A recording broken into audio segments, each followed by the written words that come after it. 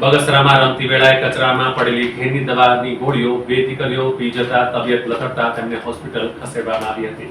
બગસરામાં રમતી વેળા કચરામાં પડેલી ઘેનની દવા ગોળીઓ 2 દીકરીઓ રિદ્ધિબેન કાંજીભાઈ ચૌહાણ ઉંમર વર્ષ 7 અને આરુષી ધર્મેન્દ્રભાઈ વિશ્વકર્મા ઉંમર વર્ષ 8 પી ગઈ હતી. પાડોશી 2 દીકરીઓને રમતી વેળાએ દવાની ટેબ્લેટમાંથી દવા પી જતા તબિયત લથડી હતી. બંને નાની બાળકીના બાળપણમાં ઘેનની દવા પી ગઈ હતી. ઘેનની દવાની ગોળીઓ કચરામાંથી વીણીને પી જતા બાળકોને હોસ્પિટલમાં ખસેડવામાં આવી હતી. ડોક્ટર દ્વારા પોલીસને જાણ કરતા પોલીસ દ્વારા બાળકોને રમત દરમિયાન ધ્યાન રાખવાની શીખ પણ આપી હતી. હાલ બંને બાળકોની તબિયત સુધારા પર છે.